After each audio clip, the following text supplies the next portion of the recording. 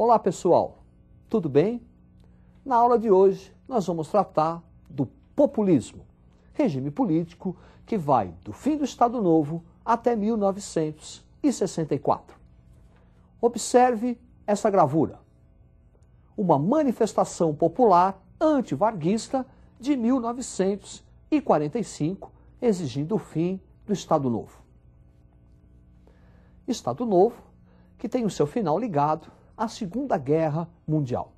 A participação do Brasil na Segunda Guerra Mundial, do lado dos aliados, traz o chamado paradoxo. Soldados brasileiros, da FEB e da FAB, lutando na Europa contra o fascismo, contra o nazismo. E o paradoxo é que o regime brasileiro era muito semelhante, muito parecido a estes da Europa. E aí nós vamos ter os movimentos pela redemocratização no Brasil. Observe o quadro. Redemocratização. Primeiro, Manifesto dos Mineiros, escritores, jornalistas, políticos mineiros, pedindo a redemocratização. No Rio de Janeiro, primeiro Congresso de Escritores, pedindo o fim da censura e a liberdade de expressão. E aí Vargas, para controlar o movimento, marca novas eleições. Para as novas eleições, Vargas autoriza pela lei orgânica a formação de partidos políticos. Vamos observar os principais partidos políticos que surgiram no final do Estado Novo. Observe o quadro. Os principais partidos políticos, o DN, União Democrática Nacional, de oposição liberal a Vargas, PSD, Partido Social Democrático, Partido dos Interventores Federais, que representava os interesses das oligarquias, PTB, Partido Trabalhista Brasileiro, presidido por Vargas para impor o sindicalismo varguista, quer dizer, pelego, PRP, Partido de Representação Popular, de tendência integralista, e o Partido Comunista Brasileiro, que lutava contra o capitalismo. Assim, o Brasil vai se ver dividido em 45 em dois grupos. Aqueles favoráveis à União Nacional com Getúlio Vargas, redemocratização com Getúlio, e aqueles que queriam a redemocratização sem o Getúlio. Os que queriam, entre eles o Partido Comunista e Luiz Carlos Prestes, vão organizar um amplo movimento popular chamado queremismo, em virtude dos slogans que apareciam nas faixas "Queremos Getúlio". Em 1945, temeroso de uma reviravolta de Vargas, para que Vargas continuasse no poder, há um golpe militar e, sem resistência, Getúlio Vargas é deposto. Vestibulando, Getúlio Vargas é muito importante. Então, que tal uma rápida revisão? Vamos lá? Ninguém duvide que Getúlio foi importante para o Brasil. No seu tempo de governo, muita coisa por aqui se modificou. Olha o voto feminino, que também ficou secreto, e os direitos para o trabalhador polarizou. A IBANL, o fascismo e o comunismo, e Getúlio então se aproveitou. Ele instalou o Estado Novo, mas que agonia, a censura e o terror. E foi neste período que o Brasil se industrializou. Queremos constituinte com Getúlio. Queremos constituinte com Getúlio. Ninguém duvide que Getúlio foi importante para o Brasil. Tão importante que ele até inaugurou um regime político. Estamos falando do populismo. Observe o quadro. Aí está o populismo, caracterizado por uma sociedade urbana e industrial, pelo pluripartidarismo, aqueles partidos que nós já vimos, e também pela manipulação das massas urbanas, controlando o movimento operário. O período populista no Brasil é caracterizado pela implantação ou a continuação do processo de industrialização brasileira. Nós vamos observar agora os principais governos de 1945, com a deposição de Getúlio Vargas, até 1964, com a implantação da ditadura militar. Observe o quadro. Governo Dutra, 46-51, no seu governo, uma nova Constituição, manutenção da República Federativa e do presidencialismo. Alinhamento do Brasil com os Estados Unidos da América, estamos no início da Guerra Fria. Por conta desse alinhamento, o Partido Comunista Brasileiro será colocado na ilegalidade e um rompimento das relações diplomáticas Brasil-União Soviética. Adoção do Plano SALT. Plano SALT, observe. Plano SALT, primeiro plano de planejamento da economia brasileira. Investimentos na área da saúde, alimentação, transporte e energia.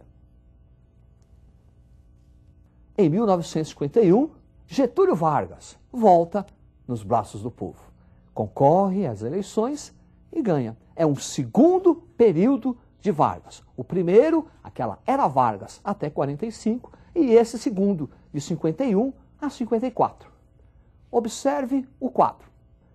Governo Vargas, 51-54, caracterizado pelo nacionalismo econômico, pelo intervencionismo, a intervenção do Estado na economia. Uma forte preocupação de Getúlio Vargas pela indústria de base, siderurgia, a energia, petroquímica, e em 1951, uma grande mobilização nacional pela criação da Petrobras, que passa a ter o monopólio da extração e refino do petróleo. Esse nacionalismo de Vargas, essa intervenção do Estado na economia, não agrada a burguesia nacional, não agrada capital estrangeiro, e Vargas começa a receber uma série de pressões. Há um atentado ao seu principal opositor, Carlos Lacerda, e Vargas passa a ser considerado o responsável, o mandante. E aí, Getúlio Vargas vai cometer o suicídio. Ele deixa a carta-testamento. Carta-testamento que termina assim: saio da vida para entrar na história. E toma a liberdade de completar. Entrar na história e cair em todos os vestibulares que houver neste país. Você vai ficar atento, não vai? Muito bem. A partir do suicídio de Vargas, nós vamos ter uma crise política até a ascensão, até a eleição de Juscelino Kubitschek. Preste atenção no quadro. Governo de JK, 1956-1961. Adoção do Plano de Metas, com forte preocupação na industrialização brasileira. É o início da entrada do capital estrangeiro, iniciando o chamado capitalismo associado ou capitalismo dependente, com a chegada das multinacionais. O período do governo JK é caracterizado por uma forte inflação. Plano de metas que tinha como slogan 50 anos de progresso em 5 de governo. Então é a entrada das multinacionais e a ampliação do nosso parque industrial. No final do seu governo, uma forte inflação caracterizada pelo emissionismo. E o próximo sucessor, Jânio Quadros, vai ter que enfrentar esse problema inflacionário. Observe o quadro. Governo de Jânio Quadros, 1961, caracterizado por uma política anti-inflacionária, arroxo salarial, política externa independente, ou seja, o não alinhamento. Por conta dessa política externa independente, Jânio Quadros manda para a China o vice-presidente João Goulart, com o claro objetivo de ampliar o mercado consumidor, e também vai condecorar Ernesto Che Guevara, um dos líderes da Revolução Cubana. Essa política externa independente e a aproximação do Brasil com os países de regimes socialistas, mas a adoção de uma política austera por conta do Jânio Quadros, para combater a inflação e o rompimento do Brasil com o Fundo Monetário Internacional levaram Jânio Quadros à renúncia. Com a sua renúncia, inicia-se uma grave crise política no Brasil, porque o vice-presidente, João Goulart, estava na China. De um lado, os legalistas, que queriam a posse de João Goulart. Do outro lado, aqueles que não queriam a posse. Para contornar a crise, foi adotado no Brasil o parlamentarismo. Segunda vez, viu? A primeira vez no segundo reinado. Agora, a segunda vez, adoção do parlamentarismo para contornar a crise política. Observe o quadro. Governo de João Goulart, 61, 64. De 61 a 63, parlamentarismo. A partir de 63, após um plebiscito, retorno do presidencialismo. E aí, a execução de um plano trienal elaborado pelo economista Celso Furtado. E também a adoção de um amplo programa de reformas de base. Reforma agrária, reforma eleitoral, reforma universitária. Esse amplo programa vai provocar um questionamento do grupo dominante, em virtude do nacionalismo econômico que ele apresenta. E em 1964, temeroso de que João Goulart instalasse uma república sindicalista no Brasil, é organizada pelo Exército, Igreja Católica e Burguesia Nacional a Marcha da Família com Deus e pela Liberdade. Assim, no dia 31 de março, há um golpe militar, atendendo os reclames dos grupos conservadores, da Igreja Católica, da burguesia industrial e das próprias Forças Armadas.